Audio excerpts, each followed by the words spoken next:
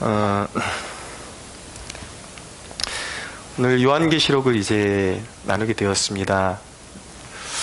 언제부터 요한계시록을 한번 다뤄야 되겠다라는 생각을 가지게 되었습니다. 왜냐하면 요한계시록만큼 우리 기독교 교계에 이만큼 중요한 책도 없는데 이만큼 오해를 불러일으키는 책도 없기 때문입니다. 그래서 건강한 복음주의적인 시각에 입각한 요한계시록을 강의하는 것이 좀 필요하겠다라는 생각을 가지게 되었습니다. 여기 보면 예수 그리스도의 계시라라고 말씀하고 있는데, 계시라는 것은 아포클립시스라고 합니다. 이것은 무엇을 이야기하는 것이냐면 감추어진 것이 드러난다는 얘기예요. 그러니까 하나님께서 특별히 이 요한계시록을 묵시록이라고 하는데 종말에 끝에 되어질 일을 감춰져 있던 것을 드러낸다라고 그렇게 그런 의미를 가지고 있는 것입니다. 그런데 그것은 종말의 어떤 현상에 대해서만 드러내는 것이 아니라 이 지구성에 존재하는 영적인 험한 싸움에 대한 영적인 그 구조, 그것을 드러내주고 결국은 종말에 어떻게 될 것이다 라는 구조를 가져오게 되는 것이죠.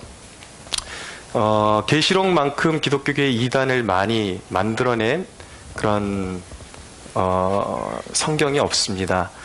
계시록이 잘못됐다라는 것이 아니라 이것은 분명히 복음의 말씀인데 그것을 해석하는 이단들이 이 계시록의 말씀의 본 의도를 잘 깨닫지 못하고 지나치게 말세에 있을 현상에 집중하다 보니까 거기서 수많은 이단들이 파생되게 된 것이죠. 그러나 여러분, 이 계시록을 기록한 본 의도는 무엇이냐면 어떤 미래에 일어날 어떤 몇 가지 사건에 몰입하게 만들기 위해서 기록한 것이 아니라 초대교회 당시에 심한 핍박 가운데 있는 기독교 공동체 가운데 그 핍박 배후에 있는 세력이 어떤 세력이고 그것이 장차 그 영적인 전쟁이 어떻게 정리되어질 것이고 어떻게 끝날 것이다. 그것을 가르쳐줌으로 말미암아 미래의 먼 그림을만 보여주는 그런 사건을 기록한 책이 아니라 결국은 그리스도인들이 승리할 것이기 때문에 기독교 공동체는 그 가운데 믿음을 잘 지켜내라고 격려하고 독려하는 책이 요한계시록이라고 말씀드릴 수가 있는 것입니다. 그러니까 다시 말씀드리면 현재 우리에게 주시는 말씀이에요. 이 계시록의 포커스는 미래형으로 진행되고 있지만 누구에게 주는 말씀입니까? 바로 현재 우리에게 주시는 말씀이에요. 그것을 잘 깨닫고 이 말씀을 접할 필요가 있는 것입니다. 근데 첫째로 이 계시의 주체가 누구이냐에 대해서 눈뜰 필요가 있는 것이죠. 보면 예수 그리스도의 계시라라고 말씀하고 있습니다. 예수 그리스도. 이 계시의 주체가 예수님이라는 거예요. 이것이 시사하는 것은 두 가지 의미가 있는데 첫째는 무엇이냐면 성경의 주제가 바로 예수 그리스도라는 것과 관련이 있는 내용인 것입니다. 여러분, 누가복음 24장에 보면 엠마오로 가는 두 제자에게 예수님께서 나타나셨어요.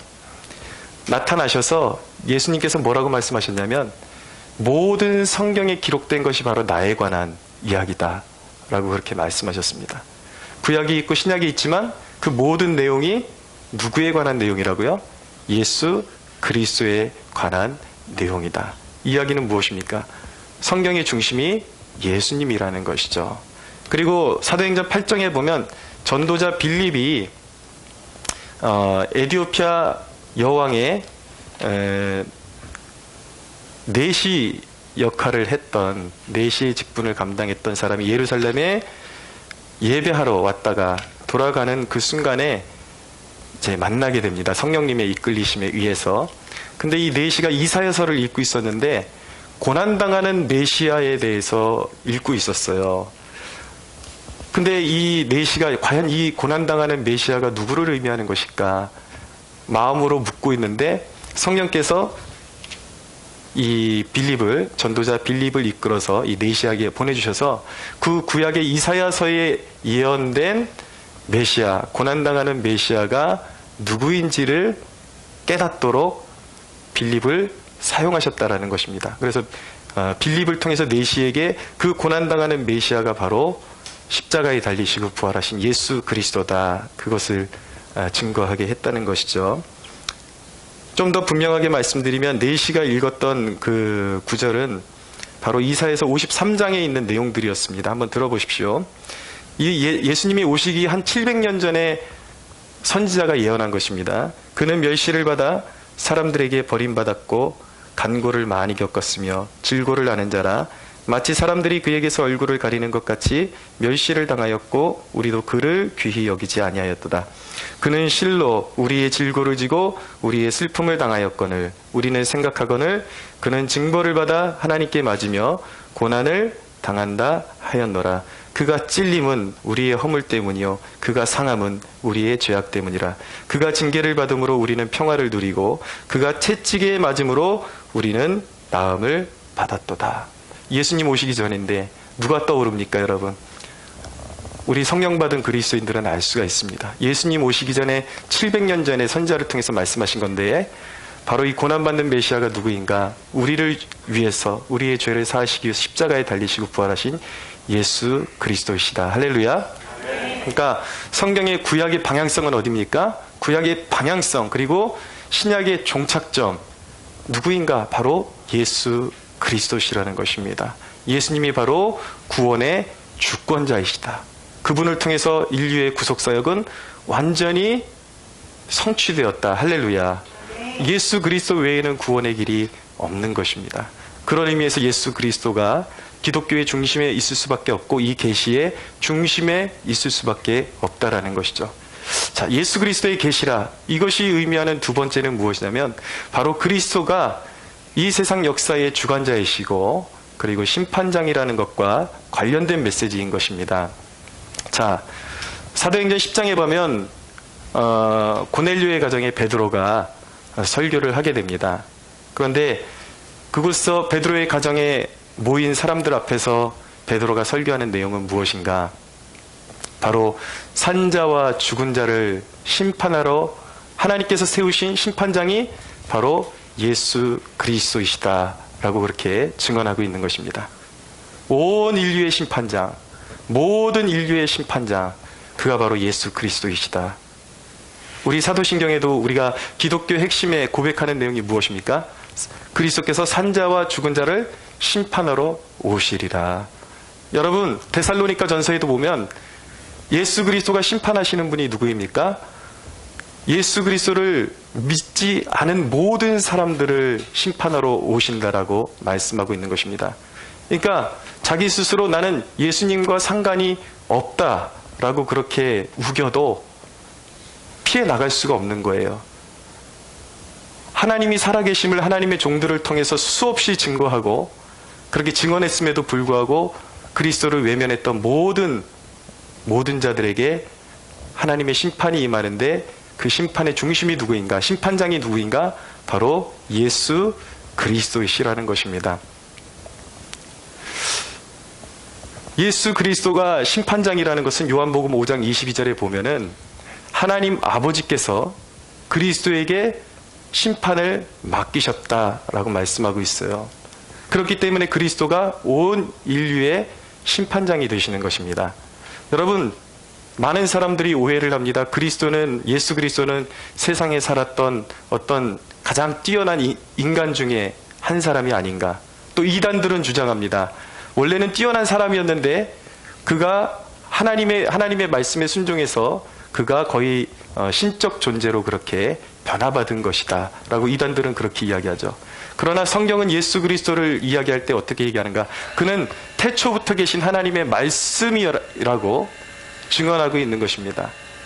여러분, 기독교는 하나님을 논할 때에, 하나님을 이야기할 때에 삼위일체 신관을 가지고 있는 것입니다. 이게 인간의 언어로 설명하기가 불가능한 거예요, 사실은. 우리는 유일하신 하나님, 한 분 하나님을 섬기는데 사실은 더 정확히 말하면 삼위일체의 하나님을 섬기고 있는 것입니다. 한 분 하나님 안에 어떤 위격이 계시고 어떤 인격들이 계시는가? 아버지 하나님, 아들 하나님, 성령 하나님이 계신 것입니다. 아버지 하나님은 온 인류가 죄 가운데 멸망할 수밖에 없는 그러한 상황을 너무 가슴 아프게 생각하셨어요. 그래서 아버지 하나님은 구원을 계획하셨습니다. 그리고 아들에게 구속사역을 맡기셨어요. 그래서 아들이 이 땅에 오셔서 하신 일은 무엇입니까? 그분이 십자가를 지시고 부활하셨습니다. 그리고 성령 하나님이 하시는 일은 무엇이냐면 예수 그리스도의 그 구속의 은혜를 믿는 자의 심령 가운데 오셔서 믿게 하시고 그의 구원을 이끌어 가시는 역사를 이루시는 것입니다. 할렐루야. 삼위일체 하나님을 우리는 믿는 거예요. 예수 그리스도는 어떤 열등한 존재가 갑자기 신적 존재가 된 것이 아니라 태초 이전부터 그분은 말씀하시던 하나님이셨고 그분은 심판장이시다. 할렐루야. 이 부분이 왜 중요합니까, 여러분? 이단들은요, 어떻게 이야기하냐면 하나님은 한 분밖에 안 계시다라고 그렇게 이야기를 해요.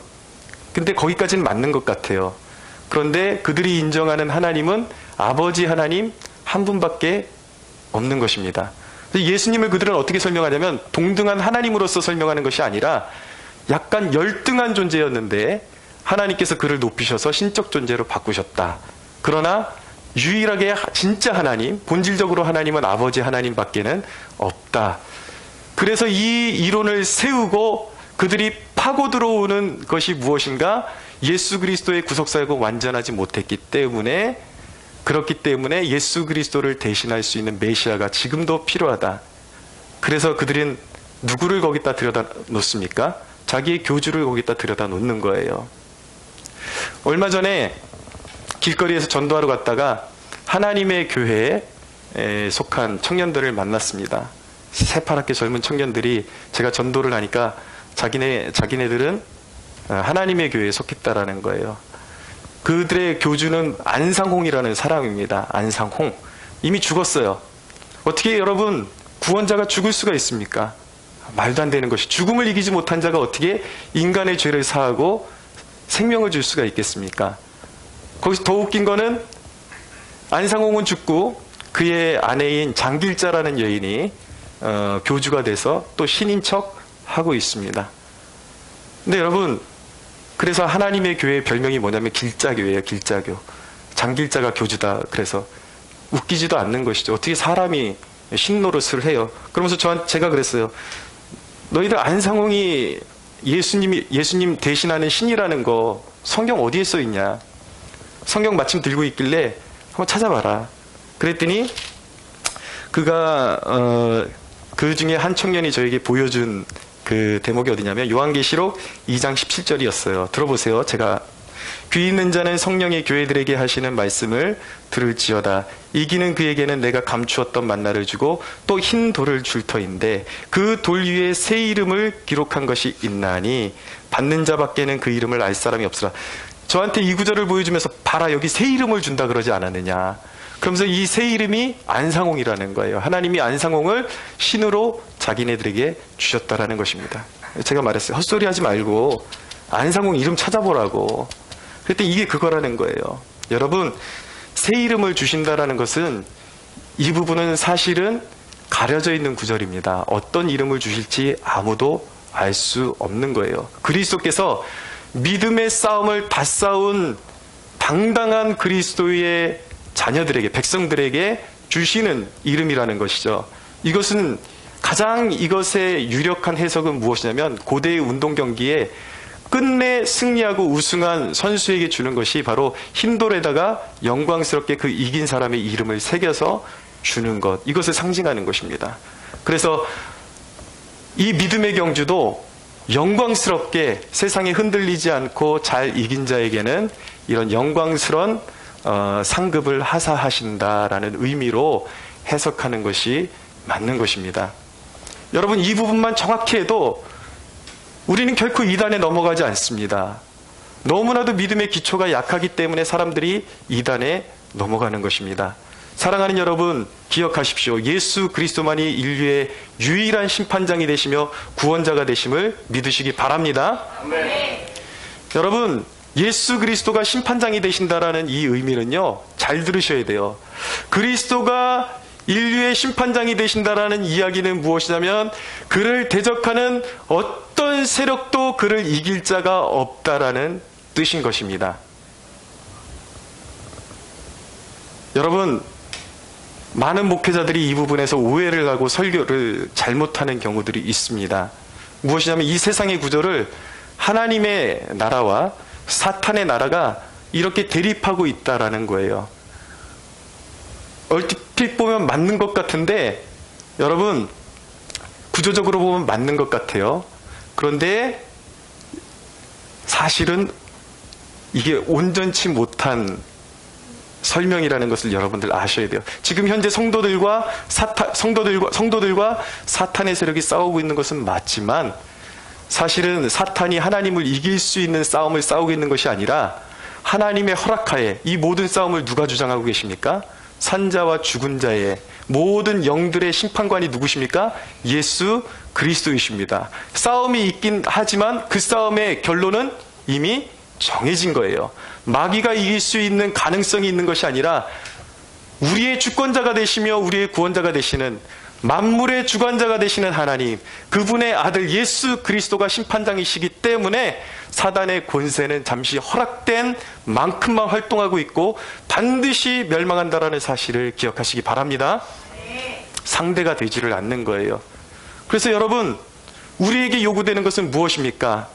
인간에게 요구되는 것은 누가 이길 것이냐, 이것에 관심을 갖는 것이 아니에요. 무조건 예수 그리스도가 이기시게 되어 있어요. 인간에게 요구하는 것은 무엇입니까? 성경이 어디에 설 것이냐. 그러므로 우리에게 요구되는 것은 마지막 최후의 날에 이기고 서는 나라는 그리스도의 나라인데, 너희는 어디에 설 것이냐? 마귀의 뒤에 설 것이냐? 그리스도의 무릎 앞에, 그리스도의 발 앞에 무릎 꿇고 그분을 경배하고 그분을 위해서 살 것이냐? 도전하고 있는 것입니다. 여러분, 어디에 서실 것입니까? 사랑하는 여러분, 인생의 방황을 끝내시고 그리스도 앞에 무릎 꿇게 되는 축복이 있게 되기를 바랍니다. 그것이 영원히 사는 유일한 길이에요. 자, 크게 두 번째로, 이 계시록을 어떻게 읽을 것이냐라는 문제가 대두됩니다. 이게 굉장히 중요한 부분이에요. 해석에 관한 문제입니다. 어떻게 해석할 것이냐. 그동안 많은 학자들과 목회자들에 의해서 계시록이 해석되어지는 스타일이 대표적으로 네 가지가 있습니다. 네 가지. 한 가지는 무엇이냐면 과거주의적으로 해석하는 거예요. 무엇이냐면 이 계시록의 내용이 이미 초대교회 성도들의 그 삶의 환경 가운데서 그 시절에 이미 끝난 이야기다. 여기서 나오는 용이나 짐승이나 적그리스도는 이미 초대교회 로마에게 박해받는 시절로 해서 콘스탄틴 황제의 시대에 가서 끝났다라고 그렇게 해석하는, 과거에 이미 끝난 내용이다라고 해석하는 것입니다. 이런 해석을 누가 했냐면 천주교의 예수회에 1614년에 알카이저라는 그 수도사가 있었는데, 그가 이런 해석법을 내놓은 거예요.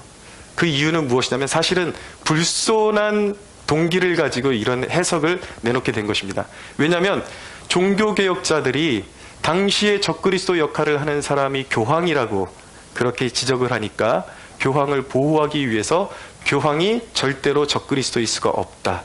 그래서 로마의 황제들만이 적그리스도가 될 수 있다. 이것을 정당화시키기 위해서. 여러분, 성경에 나오는 적그리스도라는 것은 어느 딱 한 인물만 말하는 것이 아니라 각 시대마다 하나님을 대적하는 그러한 대표적인 세력들을 적그리스도적인 세력이다라고 그렇게 말하는 것입니다. 그리고 지구의 종말의 가장 끝날에는 진짜 적그리스도가 있기는 있어요. 그런데 그것은 아직도 가려져 있는 것이죠. 어쨌든 과거주의 해석은 이미 이 계시록의 내용이 과거에 다 이루어지고 끝난 내용이다라고 그렇게 이야기를 하는 것입니다. 두 번째 해석법은 무엇이냐면 상징주의적인 해석이 있습니다. 이것은 무엇이냐면 예수님의 초림과 예수님이 이 땅에 그 인간의 육신을 입고 오신 그때부터 해서 이제 구름 타시고 다시 오실 재림의 시간을, 이 계시록을 시간의 연대순으로 보는 게 아니에요. 지금 우리 교회 시대, 그러니까 예수님이 이 땅에 오신 순간부터 종말의 시대까지를 한 호흡으로 보고 이 계시록에 나오는 모든 내용들이 영적인 상징성을 가지고 있다. 그래서 시간적으로 이것이 배열되어 있는 것이 아니라 각 사건에 대한, 그리고 험한 영적 전쟁에 대한 영적인 도해, 그 구조를 설명해 주는 책이 바로 이 계시록이다라고 설명을 하는 것이 바로 상징주의적인 해석인 것입니다. 세 번째 해석은 무엇이냐면 미래주의적인 해석이 있어요. 무엇이냐면 이 계시록의 내용을 무조건 미래에 초점을 맞춰서 세상에 돌아가는 사건들을 보면서 미래에 이러이러한 일들이 성취될 것이다에 포커스를 맞춰서 해석하는 방법이 미래주의적인 것입니다. 그런데 네 번째 또 하나가 있어요. 그것이 무엇이냐면 역사주의적인 해석이 있습니다. 무엇이냐면 예수님의 초림과 재림의 기간 동안에 이 요한계시록에 나오는 내용을 실제적인 요한계시록에 나오는 이 순서가 실제적인 우리가 살고 있는 역사 가운데 순서대로 일어날 사건이다. 역사의 중심에 일어나는 사건이다. 라고 그렇게 해석을 하는 것입니다. 그들이 강조하는 것은 무엇이냐면 이 요한계시록은 상징으로 읽으면 안 되고 문자적으로 읽어야 된다라고 그렇게 주장을 하게 되는 것입니다. 근데 이 각자의 해석에 네 가지 해석이 있는데 각자가 조금씩 타당성이 있고 거기엔 또 허점도 있습니다. 그런데 어느 것에 함몰되게 되면 굉장히 위험한 그런 사상을 이제 잉태하게 됩니다. 특별히 제가 말씀드린 미래주의, 이 미래적인 사건을 기록한 것이다. 그리고 역사주의, 지금 실제로 일어나고 있는 그런 연대기적인 사건을 기록한 책이 바로 계시록이다라고 주장하는 사람들, 이 미래주의와 역사주의를 혼합해서 해석하는 사람들 중에 대표적인 세력이 누군가 바로 세대주의라는 세력이 있습니다. 존 답이라는 사람이 대표적으로 이제 이 세대주의 이론을 퍼뜨리기 시작했는데, 여러분들 이런 내용 많이 들어보셨을 거예요. 이 세대주의의 특징은 어떻게 이 요한계시록의 이 역사관을 이렇게 펼쳐놓냐면 이제 대환란이 곧 시작된다라는 거예요. 7년 대환란. 그러면 대환란이 시작될 즈음에 그리스도께서 공중에 재림을 하셔서 예수 믿는 사람들을 다 공중으로 끌어올리셔서 휴거를 일으키신다라는 것입니다. 휴거를 일으키고 그리고 7년 대환란이 와요. 7년 대환란이 오고 대환란의 끝자락에 예수님께서 공중에 재림하시게 됩니다. 그러면서 예수님께서 재림하시고 이 땅에 재림하시고 천년왕국이 펼쳐지게 되죠. 1000년 동안 주의 백성들과 이 땅에서 실제적으로 문자적으로 1000년 동안 통치하는 그런 일들이 벌어진다라고 이야기하는 것입니다.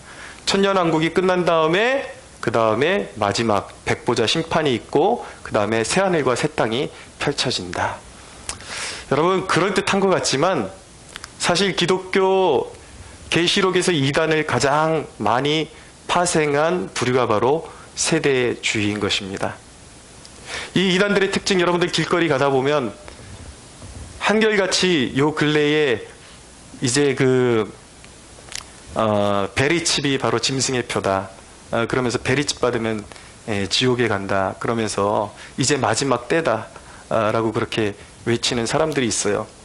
근데 이 세대주의의 특징은 무엇이냐면 지구의 역사를 7,000년으로 잡는 것입니다. 베드로 후서 3장 8절에 보면 하루가 1000년 같다라는 그 말씀을 가지고 이제 성경을 해석하는데 하나님이 세상을 7일 동안 창조하셔서 7일째에 마무리하신다라는 이론이에요. 그래서 각 7일을 1000년으로 해석해가지고 인류의 역사는 7000년이다. 그래서 5000년 역사는 구약에서 지나갔고 이제 예수님 오신 이후에 2000년밖에 남지 않았는데 지금이 바로 그 2000년대를 보내고 있는 지금이 바로 종말의 시기다.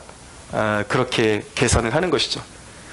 그래서 지금 이제 짐승의 표가 도래할 때가 됐고 이 사람들의 특징은 무엇이냐면 이제 시간을 정하는 거예요. 처음에는 이제 주님 오실 날이 가까이 왔다 이런 식으로 접근하다가 어떻게 됩니까? 나중에는 몇 월 며칠 날 주님 오신다. 여기까지 가는 거예요. 이제 가까이 왔다. 그런데 여러분 굉장히 위험한 해석인 것입니다.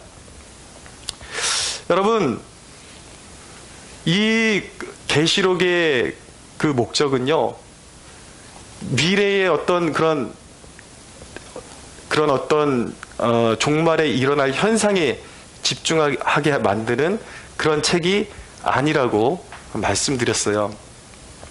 여러분, 계시록은요, 이 극동방송에서 이 계시록 세미나 교재를 집필하셨던 김형중 박사가 있는데, 이 김형중 박사님의 그 이론에 저는 굉장히 공감을 합니다.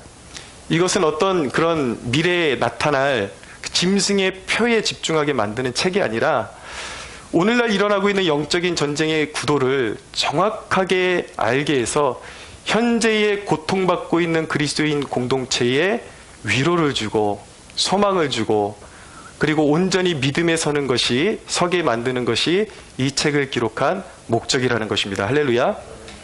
그것을 깨달아야 오류에 빠지지 않는다라는 거예요. 여러분, 이것이 장차 미래에만 나타날 어떤 짐승의 표에만 국한된 이야기라면 오늘날 저와 여러분에게 무슨 유익이 있겠습니까? 아무런 것도 아니죠. 이거 이야기책 같은 그런 것이죠. 그래서 마틴 로이드 존스 박사는 이렇게 이야기하고 있습니다. 그들은 한때 유대인들에게 핍박을 받았으며 이제는 로마 제국의 핍박이 시작되었습니다. 그들은 무시무시한 일들을 겪고 있었습니다. 요한이 단지 2000년이 지난 후에야 일어날 일을 말해주기 위해서 글을 썼다고 생각하십니까? 그것이 그들에게 무슨 도움이 되겠습니까? 그것은 거의 조롱이나 마찬가지인 것입니다. 그렇지 않습니다. 요한은 그들에게 이미 일어나고 있는 일을 말해주기 위해 글을 쓰고 있었습니다. 라고 말하고 있는 것입니다. 오늘날 우리가 지금 살고 있는 이 현상 배후에 있는 어둠의 세력의 그 실체를 알라는 거예요. 그리고 그 어둠의 세력은 반드시 그리스도의 심판대 앞에서 멸망할 것이기 때문에 시대를 분별하고 믿음에 서고, 우리에게 다가오는 우리를 공격하는 영적인 핍박과 그리고 질병이 있다 할지라도 그것에 굴하지 말고 믿음을 지켜나가라고 위로하고 격려하고 믿음을 세워나가는 말씀이 바로 요한 계시록이라는 것을 우리는 깨달아야 하는 것입니다.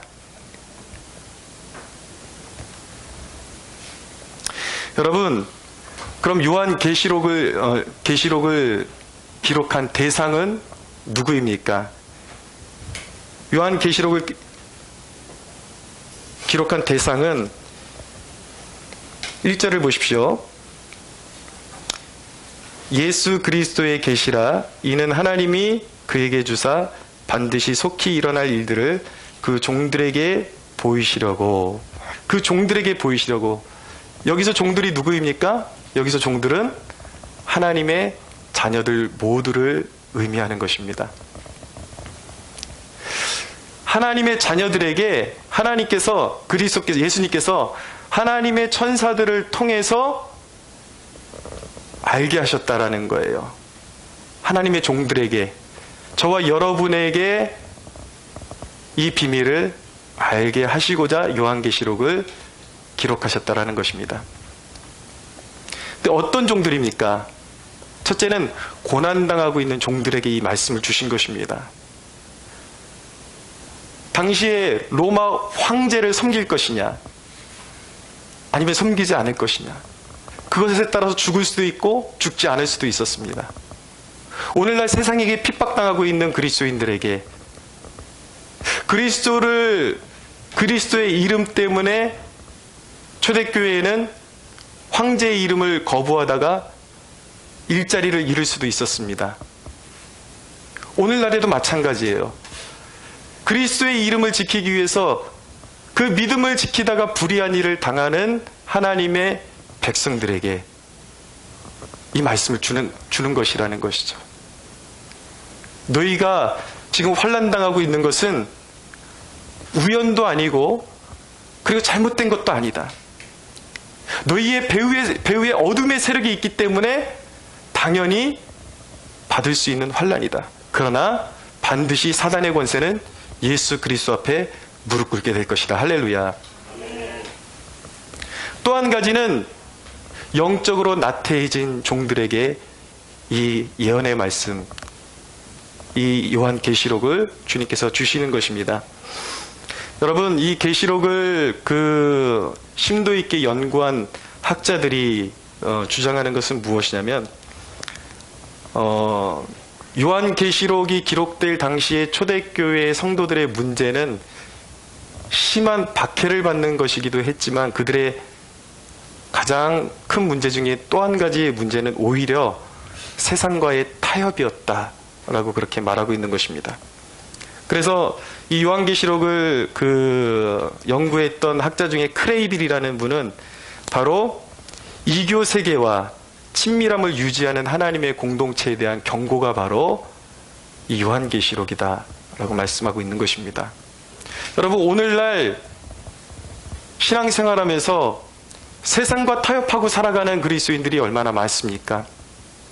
믿음은 있다고 하지만 세상을 좋아하는, 하나님을 의지하지 않고 세상 사람들과 똑같이 살아가는 그리스도인들이 너무나도 많습니다.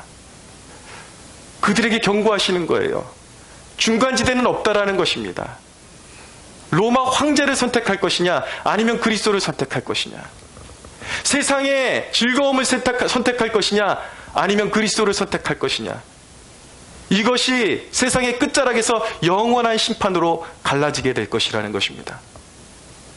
여러분, 중간은 없습니다.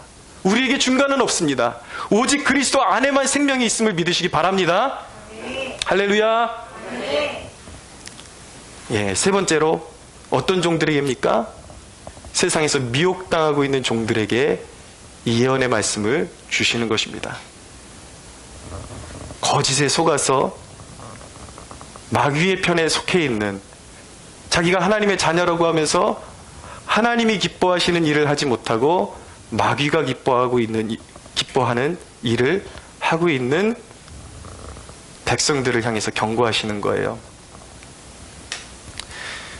여러분, 오늘날 그리스도인들 정말 정신 차려야 합니다. 특별히 목사들, 신학자들 정신 차려야 합니다. 여러분, 제가 거의 요즘 매주 이 강단에서 정치 이야기를 하고 있습니다. 그러나 여러분들이 알아야 되는 사실은 무엇이냐면, 제가 이야기하는 것이 단순한 정치 이야기가 아니라는 것을 아셔야 돼요. 요한계시록에 나오는 짐승은요, 두 가지로 분류됩니다. 하나님을 대적하는 종교적인 짐승, 종교의 배후에서 역사하는 짐승, 그리고 정치의 배후에서 역사하는 짐승. 이 두 세력이 하나님 나라를 끊임없이 대적한다라는 거예요. 근데 이 두 세력이 연합해서 하나님의 교회를 공격하고 있는 그림이 바로 오늘날 이 시대라는 것입니다. 여러분, 묻겠습니다. 기독교인이 동성애를 옹호할 수 있습니까? 없습니까? 성적인 문란함을 옹호할 수 있습니까? 없습니까? 우리는 그럴 수 없는 거예요. 많은 그리스도인들에게, 우리 그리스도인들이 성적인 문란함을 사회에 일으키는 그러한 정책을 지지할 수 있는가 그러면 아니라 그럴 거예요. 그런데 그것이 바로 문재인 정부라 그러면 사람들은 다른 이야기를 합니다. 문재인이 그럴 리 없다. 문재인 욕하지 말아라. 여러분, 뻔한 진실이 이 세상 가운데 펼쳐지고 있음에도 불구하고 사람들이 믿지를 않습니다. 여러분, 그리스도인들이 공산주의를 옹호할 수 있습니까? 없습니까? 없습니다. 많은 그리스도인들에게 당신 공산주의를 옹호하냐고 물어보면 아니라고 대답할 거예요. 그러나 오늘날 문재인 정부가 공산주의를 옹호한다 그러면 그럴 리가 없다 그럽니다. 그런데 여러분 보세요.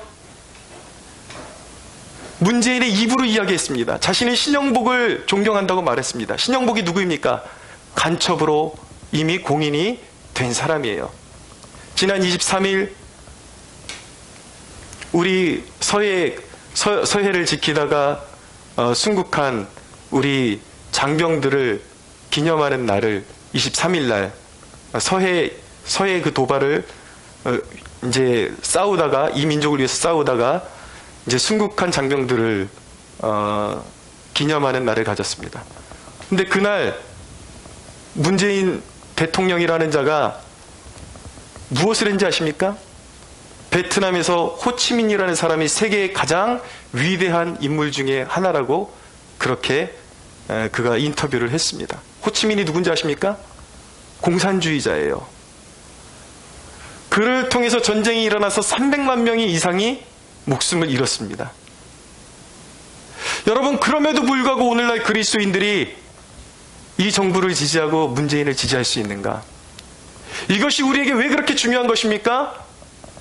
여러분, 결국 이 민족이 사회주의로 흘러가고 성적인 문란함이 흘러가고 그렇게 되면 결국 그 모든 여파가 어디로 흘러가는지 아십니까? 교회로 흘러가게 되는 거예요. 교회의 존립의 문제인 것입니다. 교회를 공격하는 것입니다. 깨어나야 하는 것입니다. 많은 목사들이 그것을 알면서도 눈을 감고 수많은 성도들에게 성경을 자기 멋대로 해석하면서 문재인 정부가 성경적이다라고 그렇게 쉴드를 쳐주고 있어요. 그러나 아니에요, 여러분. 우리는 하나님 앞에 두려움을 가져야 하는 것입니다. 할렐루야.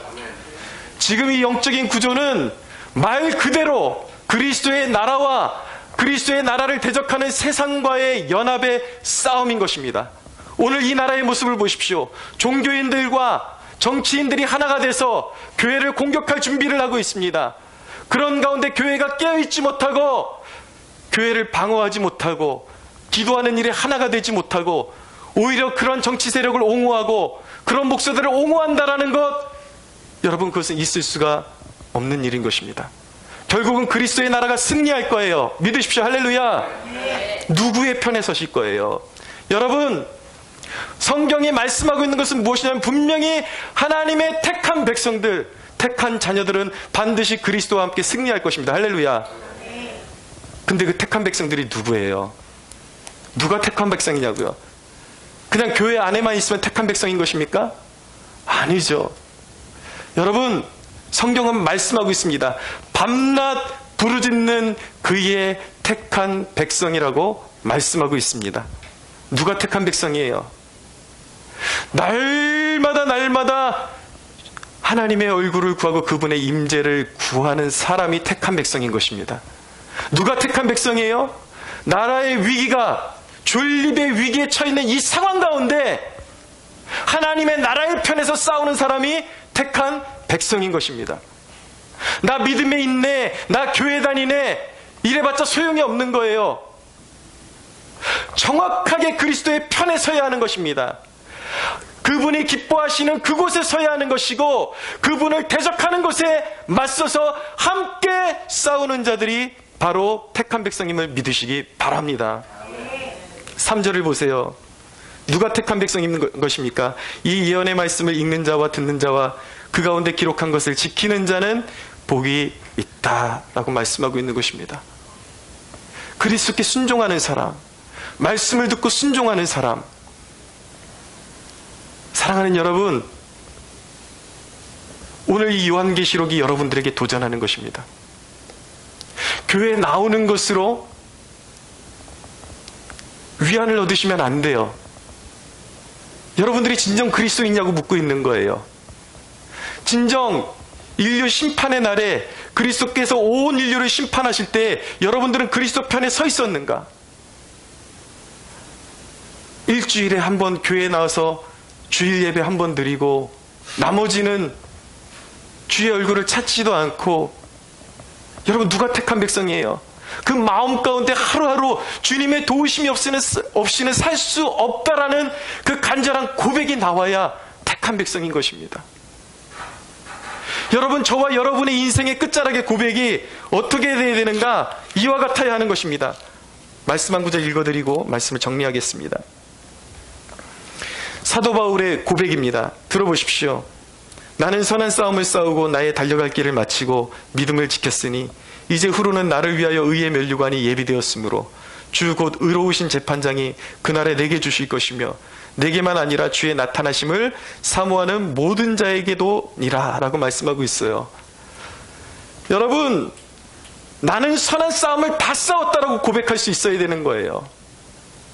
여러분, 그냥 예수 믿었다, 여러분, 택한 자는 구원받는다라는 것은 이론으로만 깨닫고 하루하루의 삶 가운데 하나님의 얼굴을 구하지도 않으면서, 주님의 도우심을 구하지도 않으면서, 나는 기독교인이니까 교회에서 그러더라.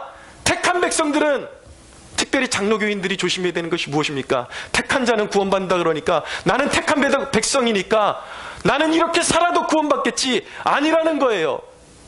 인생의 끝자락에 나는 선한 싸움을 다 싸웠다라고, 주님을 위해서 싸웠노라고 고백할 수 있는 사람, 그 사람이 끝자락에 고백할 수 있는 것이 바로 나는 택한 백성이었다라고 고백할 수 있는 것입니다. 할렐루야.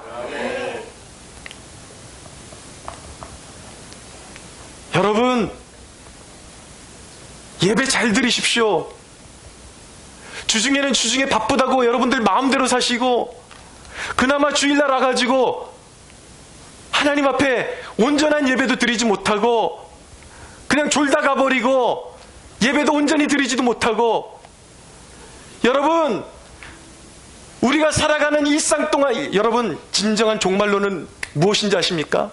예수 그리스도는 그냥, 여러분, 몇 년도 몇 월 몇 시에 예수님이 오신다더라 그것만 알고 예수님을 맞이할 수 있는 것이 아니에요. 진정한 종말 신앙은 무엇입니까? 오늘 이 자리에서 내가 살아있는 순간 주님의 얼굴을 구하고 주님의 임재를 경험하는 것, 그것이 바로 종말 신앙인 것입니다. 할렐루야. 오늘 만나지 않고 오늘 그분의 거의 얼굴을 구하지 않고, 그런 사람들은요, 마치 예수님께서 열처녀의 비유를 말씀하셨던 것처럼 이 슬기로운 5처녀는 매일매일의 삶 가운데 신랑이 오는 날이 미뤄지고 있었지만 기름을 예비했어요. 무슨 말입니까? 기도로 준비하고 성령님과의 교제 속에서 신랑 오실 날을 예비했어요. 나머지 5 미련한 처녀는 언젠가 오시겠지, 믿음이 없었던 게 아니에요. 주님이 오시는 것을 알고 있었습니다. 그러나 준비하지 않았어요. 오늘 하루하루가 쌓여서 여러분, 저 공중에 재림하실 예수 그리스도를 맞이하는 여러분들의 태도가 결정난다라는 것을 알고 계십니까? 그냥 단순히 나는 예수님 믿는다가 다가 아니에요. 오늘 이 순간, 이 예배의 시간에 최선을 다하고 깨어 있어야 하는 것입니다. 할렐루야. 주중에 뭐 하십니까? 여러분, 이 요한계시록은 세상을 바벨론이라고 말하는 것입니다. 예수 없이 얻은 명예, 예수 없이 얻은 돈. 세상 끝날에 주님은 말씀하시는 거예요. 너 누구냐? 나는 너를 모른다. 기름을 준비하지 않은 5처녀는 이미 신랑이 슬기로운 처녀들을 다 끌고 들어가 버리고 문을 닫아 버리시는 거예요. 악하고 게으른 종들아, 나는 너희를 모른다. 여러분들 어떻게 사실 거냐고요. 이 계시록 앞에서 우리 장로교인들, 택한 백성들은 다 안전하다. 그 택한 받은 백성이라는 것은 끝까지 수고하며 믿음의 경주를 한 사람들에게 해당되는 이야기인 것입니다. 영적인 안일함 가운데 있을 겁니까? 그렇게 여러분, 이 종말이 여러분들에게 언제가 종말이라고 생각하십니까? 어떤 사람에게 오늘이 종말일 수 있어요. 어떤 사람에게 내일이 종말일 수 있어요. 그 종말을 준비하고 있냐는 말이죠. 있느냐는 질문인 것입니다. 사랑하는 여러분, 오늘 깨어 계십시오. 할렐루야.